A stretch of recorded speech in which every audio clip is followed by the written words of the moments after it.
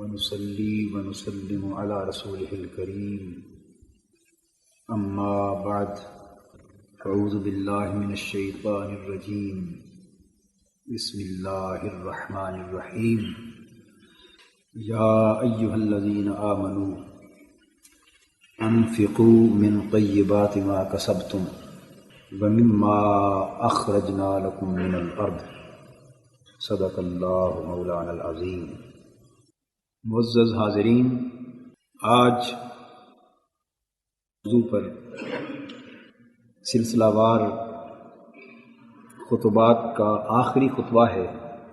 انشاءاللہ تعالی ہم اگلے جمعۃ المبارک سے کسی نئے موضوع کا آغاز کریں گے، اس لیے آج کی گفتگو زکوٰۃ و صدقات کی ادائیگی کے آداب اور مسائل سے متعلق ہوگی، اور کچھ روشنی عشر کے موضوع پر بھی ڈالی جائے گی۔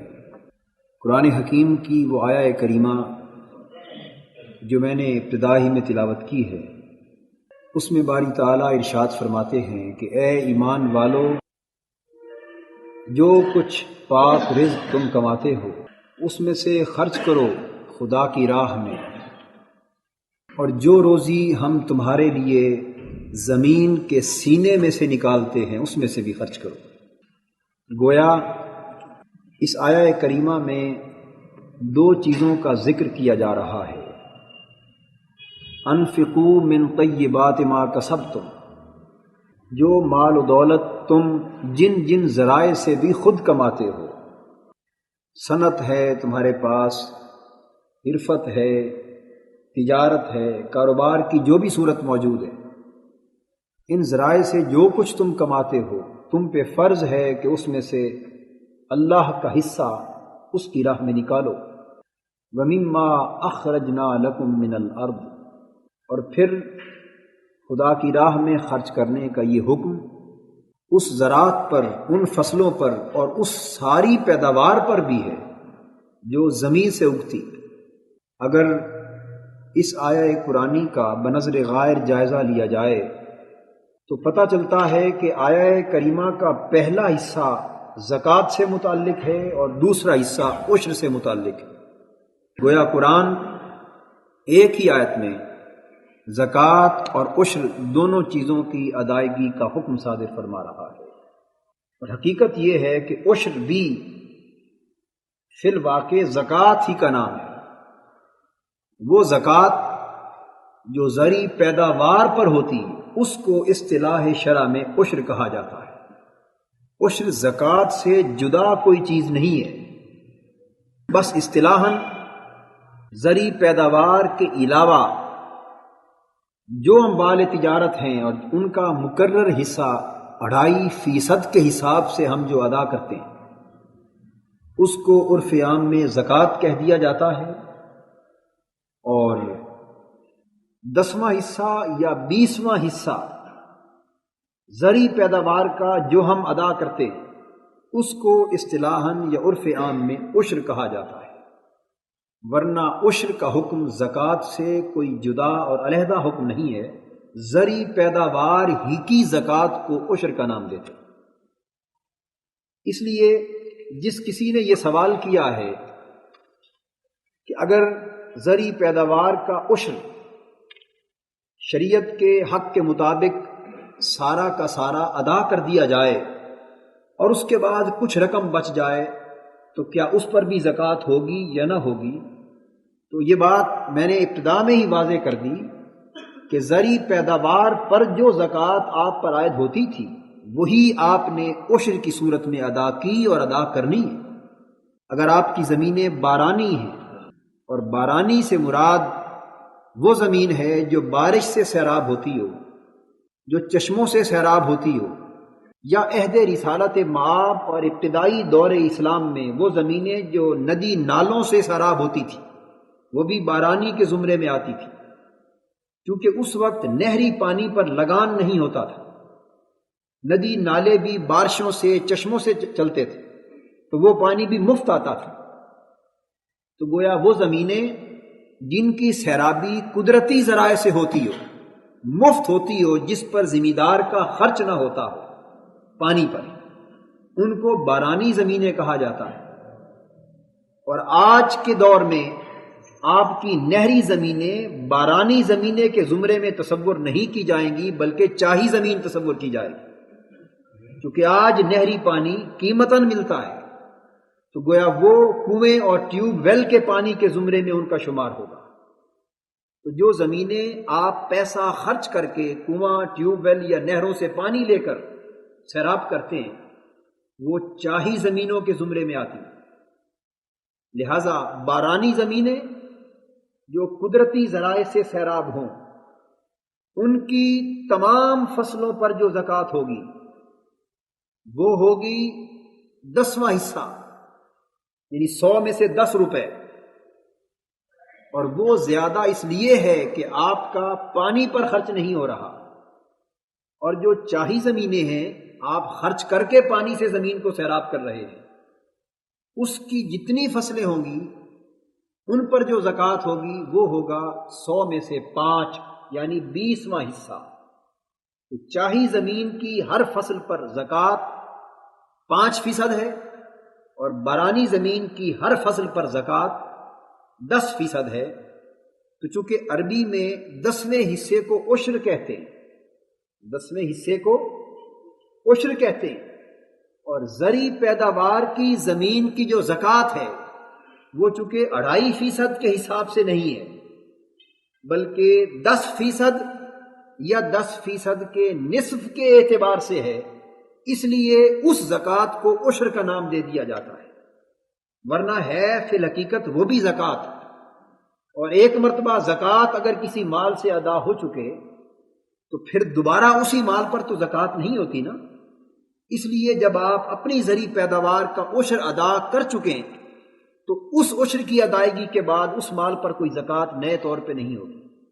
اور اسی سوال کے جواب ہی کے ضمن میں یہ واضح کرتا چلوں کہ زرعی پیداوار کی ہر فصل پہ زکوٰۃ ہوتی، اس کا ہولان ہول سال گزرنا یا مدت کا تعین نہیں ہوتا، جب بھی آپ کی کوئی فصل پکتی ہے، وہ اجناس میں سے ہو، اجناس خوردنی ہو یا چارہ ہو، مما اخرجنا لکم من الارض، جو پیداوار بھی زمین سے اگتی ہے اور آپ اسے بیچ سکتے ہیں اور بیچتے ہیں اور کماتے ہیں، اسی زرعی پیداوار پہ عشر ہوتا ہے۔ اور یہ عشر کب ہوتا ہے؟ قرآن حکیم ہی کے حوالے سے عرض کرتا چلوں، اس لیے کہ بعض لوگ یہ گمان کرتے ہیں کہ عشر کا کوئی حکم قرآن میں نہیں آیا، یہ عام طور پہ تاثر پایا جاتا ہے۔ ایک تاثر یہ ہے کہ عشر کا حکم قرآن سے ثابت نہیں ہے، اور ایک تاثر عام طور پہ ذہنوں میں یہ ہے کہ عشر کا کوئی تصور حضور کے زمانے میں نہیں تھا، یہ بعد کے لوگوں کی پیداوار ہے۔ یہ دوسرا سوال بھی مجھ سے پچھلے جمعہ کے بعد کسی دوست نے کیا تھا، تو یہ دونوں غلط فہمی پر مبنی تصور ہیں۔ عشر کا حکم قرآن سے ثابت ہے، جس طرح ابھی میں نے قرآن حکیم کیا ہے، آتو حقہ یوم حصادہ، کہ جس دن بھی فصل کاٹو تو فصل کاٹنے کے دن سے ہی، بلکہ فصل کاٹنے کے دن میں ہی اس فصل کا حق جو ہے زکوٰۃ اور عشر کا وہ ادا کر دو۔ تو عشر زکوٰۃ کی طرح سال گزرنے کے بعد نہیں ہوتا، بلکہ ہر فصل کی کٹوتی پر ہوتا ہے۔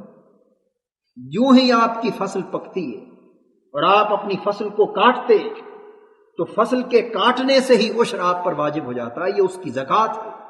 اور جب تک آپ اس زرعی پیداوار کا عشر یعنی مقررہ زکوٰۃ ادا نہیں کر دیتے، اس وقت تک اس کی کمائی کھانا آپ کے لیے حرام ہے۔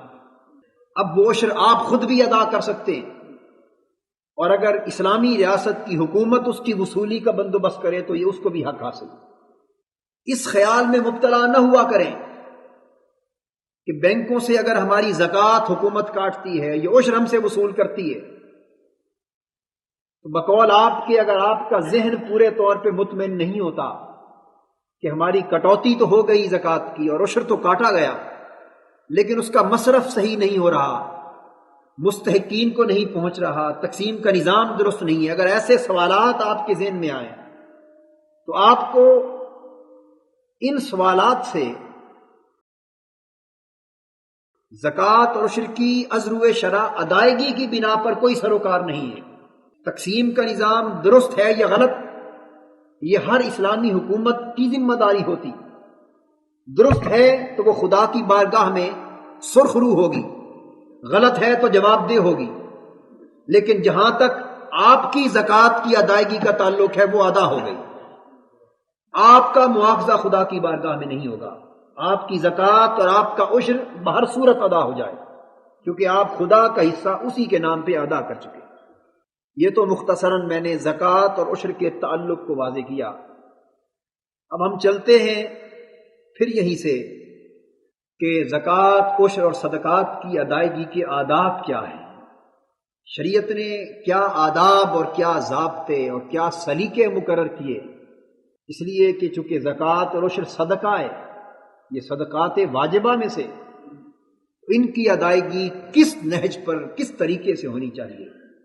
حاضرین محترم، اگر شریعت اسلامیہ کے احکام اور قرآن سنت کے احکام کا جائزہ لیں اور روح شریعت کو اپنے پیش نظر رکھیں تو چند آداب ہمیں ملتے ہیں کہ ان آداب کو ملحوظ خاطر رکھ کر ہر صدقہ، ہر زکوٰۃ اور عشر کی ادائیگی اگر آپ کر رہے ہوں تو اس طرح کرنی چاہیے۔ پہلا ادب ادائیگی یہ زکوٰۃ کا اور ادائیگی یہ صدقات کا یہ ہے، آپ کے لیے بہتر ہے کہ آپ زکوٰۃ کے واجب ہونے سے پہلے اسے ادا کر دیں۔ ادائیگی یہ زکوٰۃ کا پہلا ادب، پہلا قرینہ اور پہلا سلیقہ یہ کہ آپ کو معلوم ہے کہ فلاں مہینے میں سال پورا ہو رہا ہے، سال کے پورے ہوتے ہی ہر سال وہ زکوٰۃ پھر کے واجب ہوتی، فرض ہوتی۔ مال وہی ہے آپ کے پاس، بڑھے یا کم ہو، لیکن اس مال پر ہر سال نئے سرے سے زکوٰۃ فرض ہوتی، آپ کو معلوم ہی ہے۔ اور زکوٰۃ فرض ہوتی ہے سال کے پورے ہوتے ہی، لیکن ادب یہ ہے ادائیگی یہ زکوٰۃ کا کہ جب آپ کو معلوم ہو کہ حول پورا ہو رہا ہے تو اس کے واجب ہونے کے لمحے سے پہلے، اپنے اوپر ذمہ داری آنے سے پہلے خدا کا حق اس کی بارگاہ میں ادا کر، اس کے بندوں میں تقسیم کر دیں۔ تو وقت وجوب زکوٰۃ سے پہلے زکوٰۃ کو نکالنا یہ افضل عمل ہے اور اللہ کی بارگاہ میں اس کی رضامندی اور بڑے اجر کا باعث ہے۔ یہ پابندی نہیں، ورنہ آپ چاہیں تو یہ بھی کر سکتے ہیں کہ جب زکوٰۃ آپ پر واجب اور فرض ہو گئی، آپ نے اپنا حساب کرنے کے بعد کہ میرے کل اموال تجارت پر اتنی زکوٰۃ بنتی، آپ نے نکال لی، تو ضروری نہیں کہ اسے اسی ایک ہی مہینے میں اس کی ادائیگی ختم کر دی جائے۔ یہ فرض نہیں ہے کہ آپ چاہیں کہ رجب ہی میں، معمول ہے چونکہ رجب میں حساب کرنے کا، کہ رجب ہی میں اس کی ادائیگی ختم ہونی چاہیے، نہیں، آپ ادائیگی اس سے پہلے پیچھے سال بھر کر سکتے ہیں، پورا سال کرتے چلے جائیں، اس کی بھی اجازت ہے۔ جہاں جہاں مستحق جو بہتر جگہ ملے اسے مصرف میں لاتے چلے آئیے، آپ سال بھر زکوٰۃ کی ادائیگی کر سکتے ہیں۔ یہاں تک کہ حضرت عباس رضی اللہ تعالیٰ عنہ کی نسبت نبی اکرم صلی اللہ علیہ وسلم کا ایک ارشاد اور حدیث منقول ہے، اس کی بنا پر عرض کر رہا ہوں کہ اگر آپ چاہیں تو اگلے سال کی بھی زکوٰۃ پیشگی 2 سالوں کی اکٹھی بھی دے سکتے۔ کچھ ایسے اچھے مصارف آپ کو نظر آ گئے، یا آپ کے پاس کسی سال دولت کی اتنی ریل پیل تھی، ایسے مستحق لوگ آپ کو دکھائی دیے کہ آپ نے چاہا کہ میں زیادہ سے زیادہ مال خدا کی راہ میں خرچ کروں، تو بہتر یہ ہے کہ زکوٰۃ ادا کر کے اس کے علاوہ بقیہ میں سے دیں، یہ خدا کو زیادہ پسندیدہ ہے۔ زکوٰۃ کے علاوہ مال میں سے دیں، کیونکہ ان فی المال لحقا سوی الزکوٰۃ، مال میں صرف زکوٰۃ ہی کا حق نہیں بلکہ زکوٰۃ کے علاوہ بھی بہت کچھ حق ہوتا ہے۔ یہاں تک کہ آپ کے گھر اگر دودھ والا جانور ہے، بھینس ہے، گائے ہے، تو کئی مرتبہ کئی مواقع زندگی میں ایسے آتے ہو کہ نبی اکرم صلی اللہ علیہ وسلم نے فرمایا کہ دوسروں کا حق آپ کے دودھ والے جانور کے دودھ میں بھی کبھی ہو جاتا ہے، اور کسی کو ضرورت پڑے تو آپ اپنے دودھ والا جانور دودھ پینے کے لیے بھی کسی کو دے سکتے ہیں، یہ بھی حق ہے۔ اور اگر آپ ایسا نہ کریں گے تو کبھی کبھی یہ معاون کے زمرے میں چلا جاتا ہے، یعنی اللہ رب العزت کی بارگاہ سے پھر اس چیز کو دین کے خلاف سازش، کفر، منافقت، ریاکاری اور گناہ تصور کیا جاتا ہے۔ آپ کے استعمال کے بستر ہیں، کسی کو بستر کی ضرورت پڑ گئی اور آپ نے وہ نہ دیا، اس کو روک لیا، تو آپ کی ساری نمازوں کے ضیاع کا بھی باعث بن سکتا ہے کہ یہ عمل۔ اس لیے کہ فلسفہ دین کا یہ ہے کہ خدا کی ذات کو آپ کے سجدوں کی حاجت نہیں ہے، آپ کے رکوع، آپ کے قیام کا حاجت مند نہیں ہے خدا، وہ ذات بے نیاز ہے، وہ سخی ہے، بے نیاز ہے، جواد ہے، ہر حاجت مندی سے مابرا ہے۔ آپ کو جو اپنی عبادت اور نماز، روزے، حج، زکوٰۃ کا وہ ذات حکم دیتی ہے، تو اس لیے کہ آپ کو سلیقہ پیدا ہو کہ کس طرح آپ نے اپنے رب کو راضی کرنا ہے۔ اور اگر آپ کا رب اپنی مخلوق کو راضی کرنے سے راضی ہوتا ہو تو آپ رب کو راضی کرتے پھرے اس کی مخلوق کو ناراض کر کے، تو یہ کیا راضی کرنا ہوگا خدا کو؟ اس لیے حضور نے فرمایا الخلق کلہم عیال اللہ احبہم الیہ انفعہم، ساری کی ساری مخلوق خدا کا کنبہ ہے، اور خدا کو سب سے زیادہ محبت اپنے اس بندے سے ہوتی ہے جو اس کے کنبے والوں سے محبت کرتا ہے اور انہیں فائدہ پہنچاتا ہے۔ تو خدا کی مخلوق سے جتنی بھی بھلائی کی جائے وہ کم ہے، کیونکہ خدا کی مخلوق سے بھلائی کا معنی خدا کو راضی کرنا ہے، اسے خوش کرنا ہے، اور خدا کی رضا کوئی لمحہ، کوئی درجہ، کوئی حد ایسی نہیں آتی جہاں وہ ایکسیس ہو جائے، جہاں کہا جائے کہ اب خدا بہت راضی ہو گیا۔ خدا جتنا بھی راضی ہو اتنا کم ہے۔ اس لیے مرض کر رہا تھا کہ زکوٰۃ کے علاوہ بقیہ مال میں سے دیں، لیکن اگر صرف زکوٰۃ ہی میں سے دینا ہو، بقیہ مال میں سے دینے کی پوزیشن میں نہ ہو یا نہ دینا چاہ رہے ہو، تو آپ 2 سال کی زکوٰۃ بھی اکٹھی ادا کر سکتے۔ تو پہلا ادب میں یہ عرض کر رہا تھا کہ زکوٰۃ کے وجوب سے پہلے اگر زکوٰۃ ادا کر دیں تو یہ خدا کی زیادہ رضامندی کا باعث ہے۔ اب دوسرا قرینہ اور دوسرا ادب زکوٰۃ و صدقات کی ادائیگی کا یہ ہے کہ اسے اس طرح حقداروں کو دیں کہ آپ کا دایاں ہاتھ دے رہا ہو تو بائیں کو خبر نہ ہو، اتنا اخفا ہو، اتنے پوشیدہ طریق پر دیں، رات کے دھندلکوں میں یا دن میں اس طرح چھپ کر دیں کہ کسی غیر کو تو درکنار آپ ہی کے بائیں ہاتھ کو خبر نہ ہو، کسی دوسرے کان اور آنکھ کو پتہ تک نہ چلنے پائے کہ آپ نے کسی کی مدد کی اور کسی نے آپ سے مدد لی۔ یہ اخفا، یہ زکوٰۃ اور صدقات کی اور کسی کی مدد کرنے میں یہ جو اخفا کا اسلوب ہے، یہ خدا کو بہت پسند ہے۔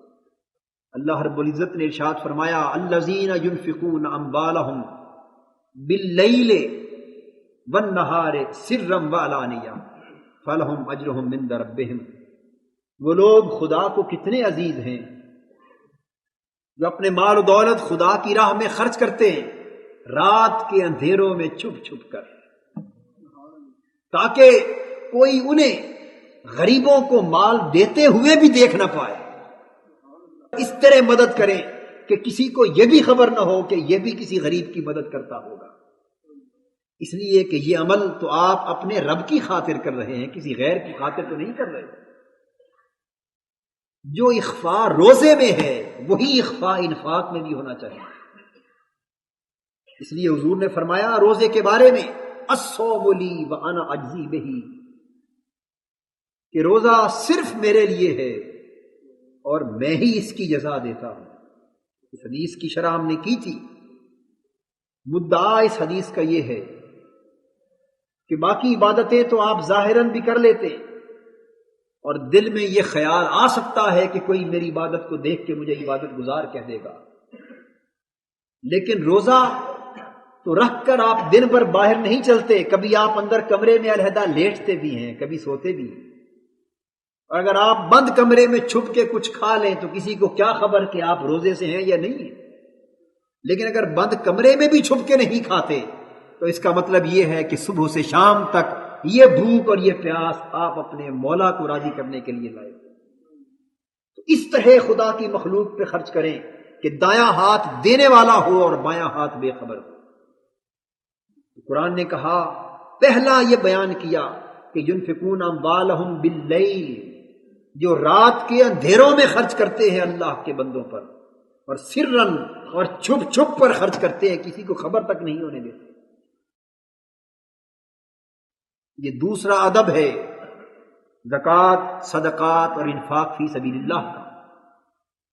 اور جو لوگ چھپ کر خدا کی راہ میں دیتے ہیں، خدا کی ذات انہیں اس قدر اجر عطا کرتی ہے کہ ان کا ایک عمل اس جیسے کروڑوں آدمیوں کے اعمال کی مقبولیت کا باعث بن جاتا ہے۔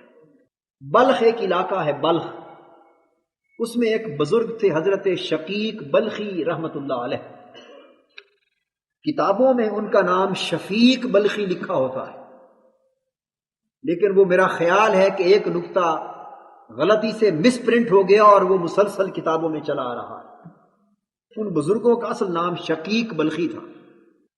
وہ جوتوں کا کام کرتے تھے، موچی تھے۔ خدا کی بزرگی کسی کے مالدار ہونے یا غریب ہونے پر منحصر نہیں ہے۔ کوئی جوتے گانٹتا ہو یا کوئی مخمل اور کمخاب کے بستروں پر سوتا ہو، کوئی جتنا خدا کے قریب ہوگا، تقوی، پرہیزگاری، نیاز مندی، عجز، تواضع اور اس کی رضا کے حصول کی بنا پر وہ اسی قدر بزرگ اور برتر ہوگا۔ یہ چھوٹے اور بڑے کی تفریق جو ہم نے کسی کی ظاہری حیثیتوں کی بنا پر کر رکھی ہے، اس فرق کا کوئی معیار خدا کی بارگاہ میں قبول نہیں ہے۔ اس کے ہاں ان اکرمکم عند اللہ اتقاکم، کوئی بوریا نشیں ہے یا کوئی کمخاب کے بستروں پہ سونے والا ہے، جو جتنا خدا کو راضی کرنے والا ہے اسی قدر وہ خدا کے ہاں بڑا ہے۔ اور کوئی فرعون، حامان اور قارون اور نمرود ہوا کرے لیکن اس کی پیشانی خدا کی بارگاہ میں جھکنے سے محروم ہے، وہ خدا کی بارگاہ میں سب سے چھوٹا ہے اور ذلیل و رسوا ہے۔ یہ جوتیاں گانٹنے والے بزرگ حضرت شقیق بلخی، انہوں نے کچھ ساتھیوں اور شہر والوں کے ساتھ مل کے وفد کی صورت میں حج کرنے کا پروگرام بنایا۔ انہوں نے مل کر 1000 2000 جتنے روپے کی بھی ضرورت تھی ایک فنڈ جمع کر دیا۔ محنت مزدوری کے بعد جب حج کا فنڈ جمع کر چکے اور حج کے لیے روانگی کا وقت قریب آنے لگا، ایک دن یہ کسی کام سے باہر جنگل کی طرف گئے۔ انہوں نے کسی عورت کو دیکھا کہ وہ برقعے میں کوئی چیز چھپائے جا رہی ہے۔ انہیں تشویش لاحق ہوئی کہ کیا ماجرا ہے۔ دور سے اس کا تعاقب کرتے رہے۔ وہ عورت دائیں بائیں جھانک کر اس خیال سے کہ اب کوئی نہیں دیکھ رہا، ایک مردار پڑا ہوا تھا جنگل میں، مردہ جانور کسی کا مر گیا، اس نے جنگل میں پھینک دیا۔ اس نے چھری نکالی اور اس کا ایک بازو یا ایک ٹانگ کاٹی اور برقعے میں چھپا کر اپنے گھر لے آئی۔ حضرت شقیق بلخی اس کا پیچھا کرتے رہے کہ یہ ماجرا کیا۔ شام کا، رات کا وقت تھا۔ رات کو جب اس کے گھر گئے اور جھانک کے دیکھا تو پتا چلا کہ وہ مردار کا گوشت بھون کر پکا کر اپنے بچوں کو کھلا رہی تھی، اور وہ بیوہ تھی اور بچے یتیم تھے۔ انہیں صورتحال دریافت کرنے پر پتا چلا کہ یہ بیوہ اور یہ یتیم بچے اپنی عزت نفس کو محفوظ رکھتے ہوئے، اپنی غیرت ایمانی کو محفوظ رکھتے ہوئے، چونکہ وسائل نہیں ہیں اور کوئی پرسان حال نہیں محلے کا کوئی شخص ان کا، تو ان کو کھانے کا کئی دنوں سے مسلسل فاقہ تھا۔ بچے روتے رہے تھے اور بالآخر مجبور ہو کر ان کی ماں مردار کا گوشت لے آئی۔ کسی کے سامنے دست سوال دراز کرنے کی بجائے مردار کھلا کے ان کی زندگی کی ضمانت فراہم کر رہی ہے۔ حضرت شقیق بلخی لرزہ برندام ہو گئے، رو دیے، ساری رات آرام سے سو نہیں سکے، ساری رات بستر پر کروٹیں بدلتے رہے۔ صبح اپنے اس خزانچی کے پاس گئے جس کے پاس حج کے وفد کے پیسے جمع کروائے تھے، اس سے سارے پیسے واپس لے لیے۔ اپنا گریبان پکڑ کے جھنجھوڑا اور کہا کہ شقیق، تیرے پڑوس میں بیوہ اور یتیم بچے بھوک کے باعث مردار کھانے پر مجبور ہیں اور تو پیسے جمع کر کے حج کرتا پھرتا ہے۔ ایسا حج خدا کی بارگاہ میں کب قبول ہوگا؟ وہ رات کو سارے پیسے حج کے واپس لائے اور اس بیوہ کو اور یتیم بچوں کو رات کے اندھیرے میں جا کے دے دیے، اور یہ تک نہ بتایا کہ میں کون ہوں، اور حج کا پروگرام کینسل کر دیا۔ لوگوں نے کہا کہ روانگی کے وقت کہ چلو، اس نے کہا کہ میرے پاس تو پیسے نہیں، کسی ضرورت میں نے لگا دیے، میں نہیں جا سکتا۔ لوگوں نے تانا زنی کی کہ چمڑا خرید لیا ہوگا، جوتے خرید لیے ہوں گے، کاروبار بڑھانے کے لیے پیسے صرف کر لیے ہوں گے۔ کسی نے کہا کہ بدبخت تھا، اسے خدا کی بارگاہ میں حاضری نصیب ہی نہ تھی۔ نصیب والے اور بختوں والے جاتے ہیں خدا اور اس کے رسول کی بارگاہ میں، یہ کب جانے والا تھا؟ کسی نے کہا ہمیں پہلے ہی معلوم تھا کہ یہ آگے نہیں پہنچنے والا۔ الحاظ القیاس، لوگ تانا زنی کرتے رہے اور یہ مسکرا مسکرا کر تانے سنتے رہے۔ وہ لوگ حج پہ چلے گئے، حج ہو گیا، شقیق بلخی حج پہ نہ جا سکے۔ حج کے بعد ایک بزرگ، ایک ولی اللہ کعبے کے حرم میں لیٹے تھے۔ لیٹے ہوئے انہوں نے خواب میں دیکھا کہ دو فرشتے آپس میں گفتگو کر رہے۔ ایک فرشتے نے دوسرے فرشتے سے پوچھا کہ اس سال کتنے لوگوں نے حج کیا؟ اس فرشتے نے کہا کہ کوئی 9-10 لاکھ افراد کے قریب اس سال لوگوں نے حج کیا ہے۔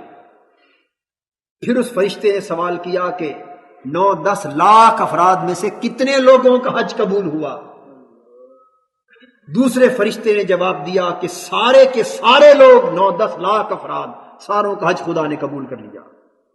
اس فرشتے نے پوچھا کہ ماجرا کیا ہے، ایسا کیوں ہوا؟ دوسرے فرشتے نے جواب دیا کہ بلخ کے ایک بزرگ ہیں شقیق، جوتیاں گانٹھنے والے، وہ حج پہ نہیں آ سکے، لیکن خدا نے گھر بیٹھے انہیں حج کا وہ اجر عطا کیا ہے کہ ان کے حج کے تصدق سے 9 لاکھ افراد کا حج قبول کر لیا۔ وہ فرشتہ کہنے لگا کہ اللہ کا اتنا برگزیدہ بزرگ ہے۔ بس اتنی بات سن کر اس بزرگ کی آنکھ کھل گئی۔ انہوں نے جوتے پہنے اور اس بزرگ کی زیارت کے لیے بلخ پہنچے۔ شہر میں آ کر پوچھا کہ حضرت شقیق بہت بڑے بزرگ ہیں، وہ کہاں ہیں؟ میں ان کی زیارت کرنا چاہتا ہوں۔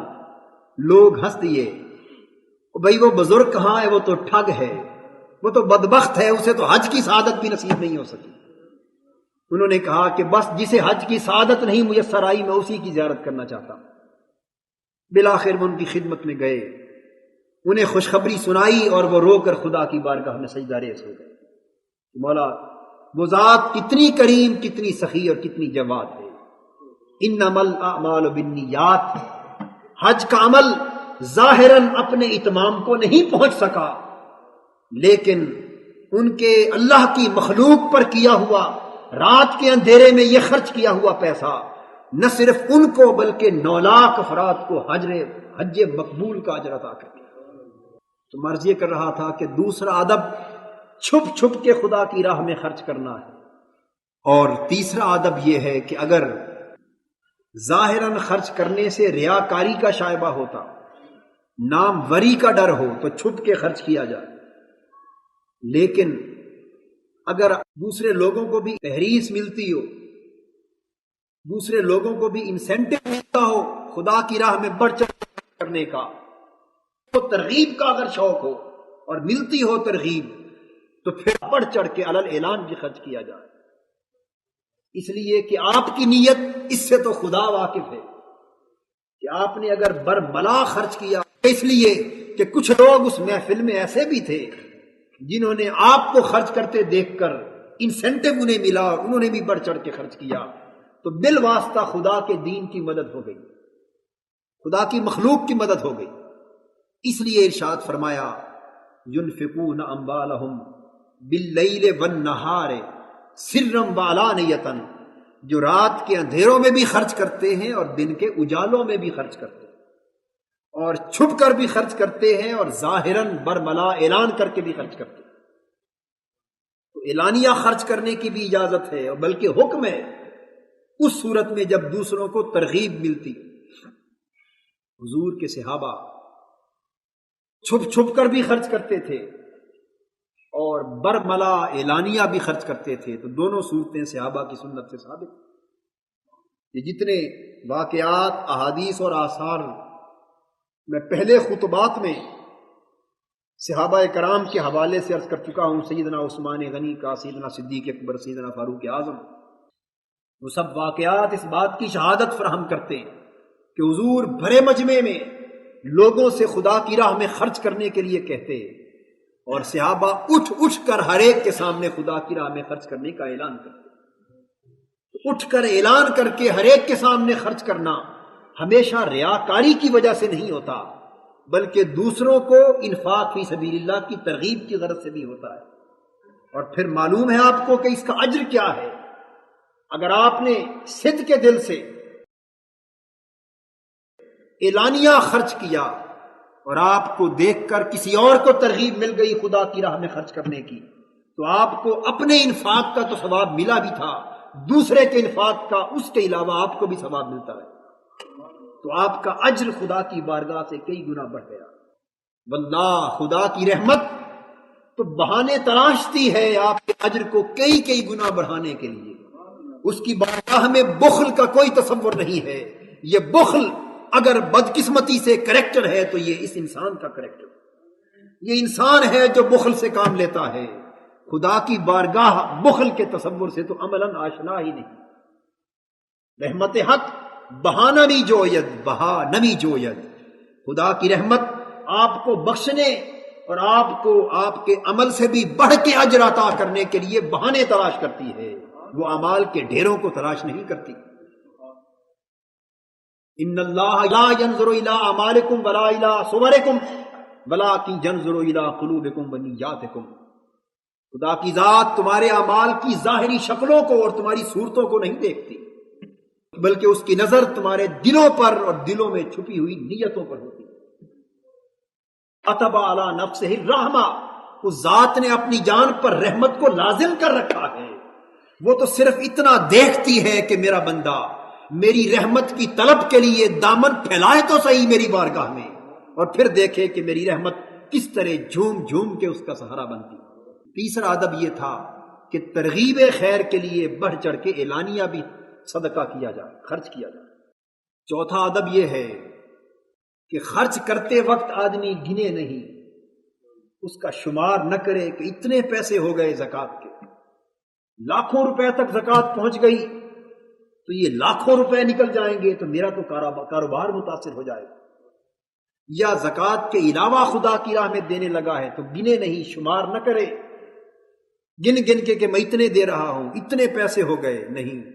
رسول پاک صلی اللہ علیہ وسلم نے فرمایا، لوگو خدا کی ذات تمہیں رزق دیتے ہوئے کبھی گنا نہیں کرتی، وہ رزق بے حساب عطا کرتی ہے، بغیر شمار کے عطا کرتی ہے۔ جب وہ رازق دیتے ہوئے تمہیں نہیں گنتا، وہ شمار نہیں کرتا، تو تم اس کے لیے دیتے ہوئے کیوں گنتے ہو، کیوں شمار کرتے ہو؟ خدا کی راہ میں خرچ کرو تو بغیر شمار کے خرچ کرو، بغیر حساب کے خرچ کرو۔ حضور سے سیدنا صدیق اکبر رضی اللہ تعالیٰ عنہ کی ایک صاحبزادی ہیں حضرت اسماء رضی اللہ تعالیٰ عنہ، یہ حضرت عائشہ صدیقہ رضی اللہ تعالیٰ عنہ کی ہمشیرہ ہے۔ انہوں نے حضور سے سوال کیا کہ یا رسول اللہ صلی اللہ علیہ وسلم، کیسے خرچ کیا جائے، کتنا خرچ کیا جائے، خدا کی راہ میں خرچ کرنے کے آداب پوچھے۔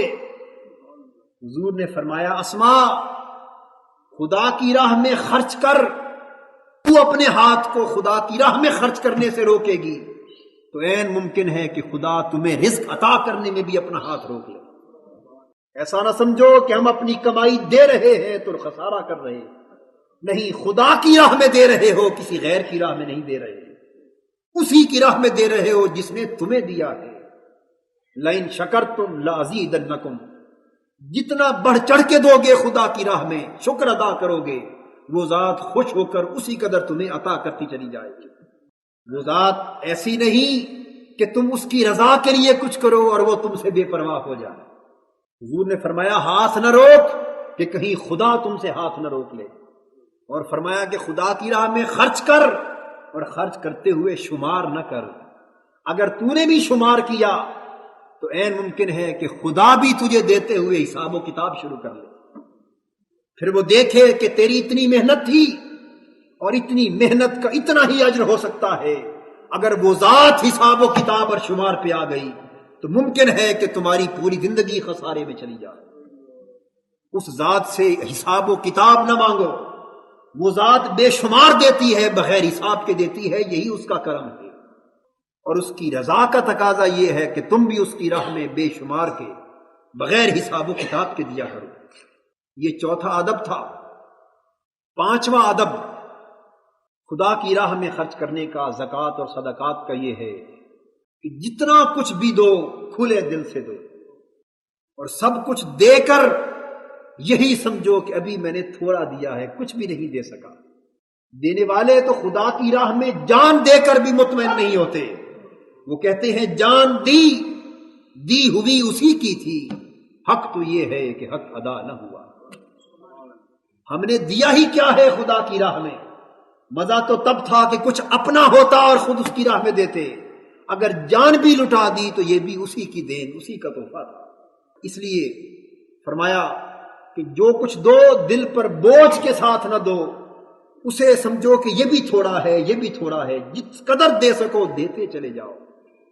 ہمارے آقا نے ارشاد فرمایا لو کان علی مثل احد ذهبا لسرنی اللہ یمر علی ثلاث لیال وعندی منہ شیء الا ارصدہ لدین۔ اگر مجھے احد پہاڑ کے برابر بھی سونا میسر آ جائے، ظاہراً اگر میرے پاس اتنی دولت جمع ہو کہ احد پہاڑ کے برابر سونے کے ڈھیر لگ جائیں، تو آقا فرماتے کہ اس خدا کی قسم جس کے قبضے میں میری جان ہے، میری خواہش یہ ہوگی اور مجھے خوشی یوں ہوگی کہ 3 راتیں بھی گزرنے نہ پائیں اور احد پہاڑ کے برابر سونے کی ایک ڈلی بھی میرے گھر باقی بچ کے نہ رہے، الا شیء ارصدہ لدین، سوائے اسی قدر کے کہ جس کو میں قرض کی ادائیگی کے لیے اپنے پاس محفوظ رکھ سکوں، سوائے ادائیگی قرض کے اور کچھ بھی بچا کے نہ رکھوں، 3 راتوں سے پہلے تقسیم کر دوں۔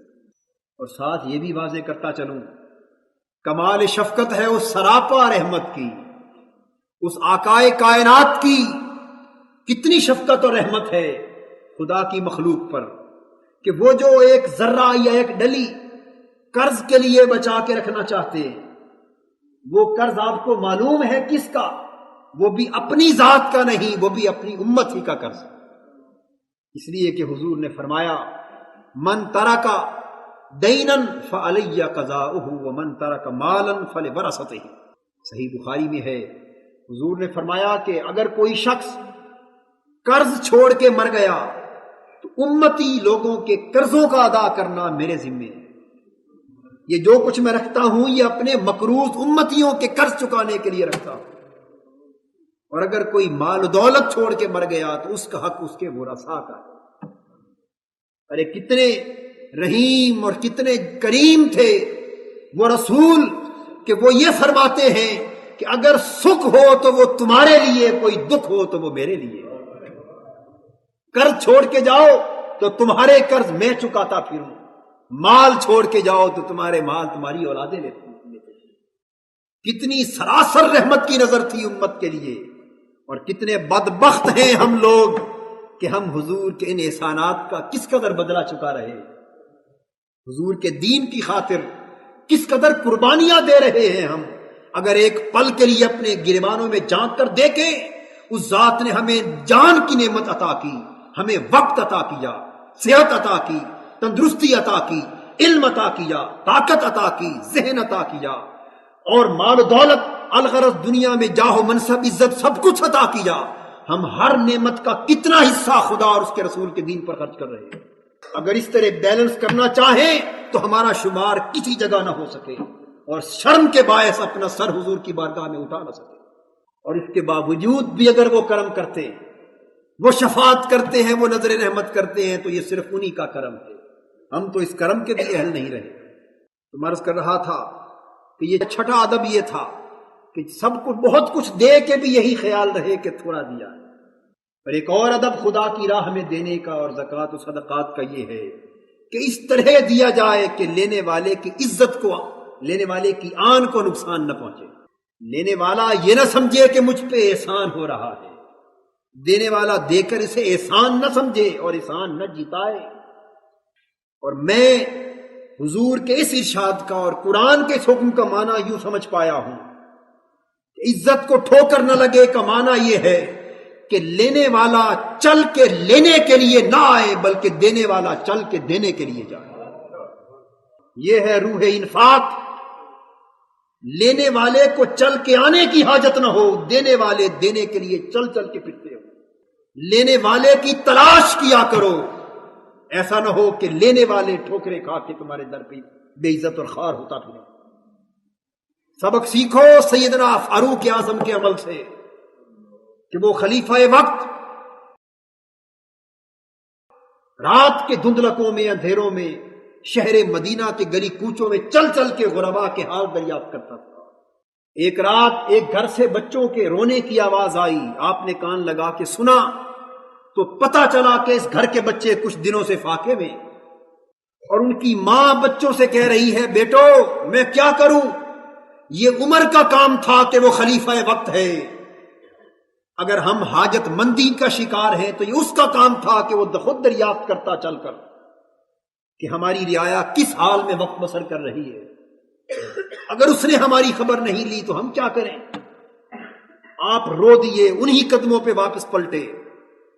اناج، آٹا، کھانا پینا سارا سامان بوری میں لاد کر اپنی پشت پہ رکھا اور اپنے غلام سے کہا کہ بیٹے تو ایک درہ اٹھا لے، میں سامان کی بوری لاد کر رات کے اندھیرے میں چلتا ہوں اور تو اس مائی کے گھر تک پہنچتے پہنچتے دروں سے مجھے سزا دیتا جا.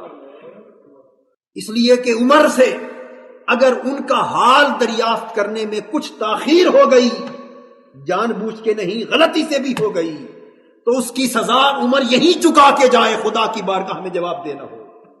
غلام سیدنا فاروق اعظم کی پشت پہ درے لگاتا گیا. دروازہ جب کھٹکھٹایا غلام کو واپس بھیج دیا. اندھیری رات میں چہرے پر کپڑا ڈالا، ان بچوں کو اس مائی کو سارا سامان پہنچایا، ان کو کھانا پکا کے دیا، ان کی خدمت کی. جب وہ خوش ہو گئے تو اس مائی نے اور بچوں نے کہا کہ بیٹے خدا عمر کی جگہ تجھے خلیفہ بنا دے.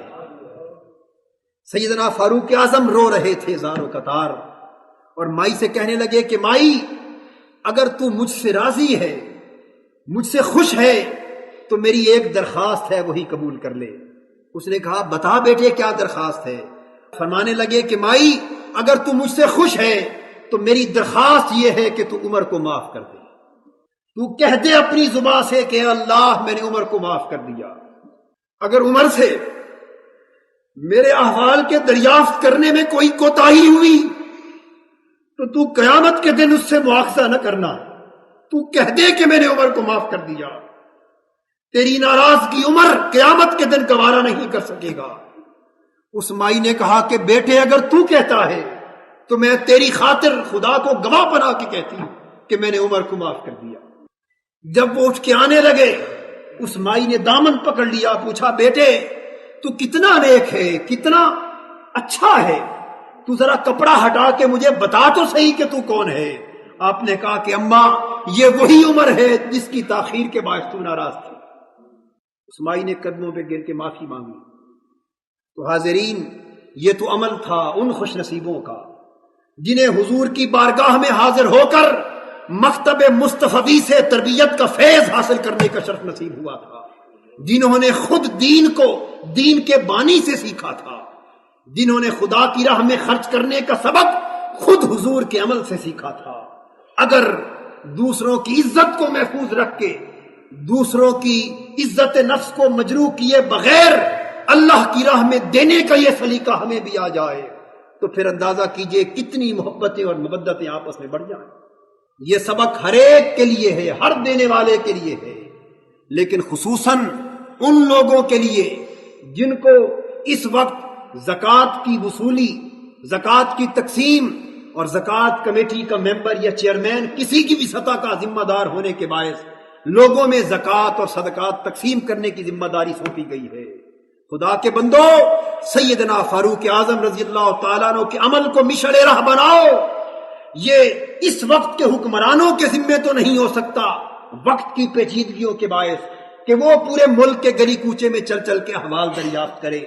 اگر وہ بھی اپنی حد تک ایسا کر سکیں تو یہ ان کی خوش نصیبی ہے، لیکن کم از کم یہ ذمہ داری ان کی طرف سے ان لوگوں کے سپرد ہوتی ہے جن کو زکوٰۃ کی تحصیل، تفویض اور تقسیم کا فریضہ سونپا گیا۔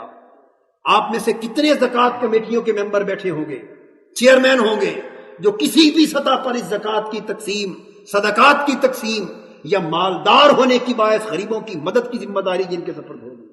تو یہ اصول ذہن میں رکھ لیجئے، ذری سبق سمجھیے کہ ایسا نہ کیجئے کہ بیوہ عورتیں، یتیم بچے اپنی بیٹیوں کو بیاہنے کے لیے اور اپنے کھانے پینے کے لیے چل چل کے ذلیل و رسوا ہو کے تمہارے پاس چکر لگاتی پھریں، بلکہ ایسے کیا کرو کہ راتوں کو چل چل کے محلوں میں، گلی کوچوں میں اپنے گرد و نواح کے لوگوں کی خبر لیا کرو۔ کوئی تمہارے پاس مانگنے کے لیے نہ آئے، بلکہ تم اپنا پیسہ لے کے دینے کے لیے جایا کرو۔ خدا کی ذات تم سے بھی راضی ہوگی اور اس پوری قوم سے راضی ہوگی۔ اللہ رب العزت ہمیں ان شریعت کی تعلیمات کو سمجھنے اور ان پر عمل کرنے کی توفیق مرحمت فرمائے۔ وما علینا الا البلاغ۔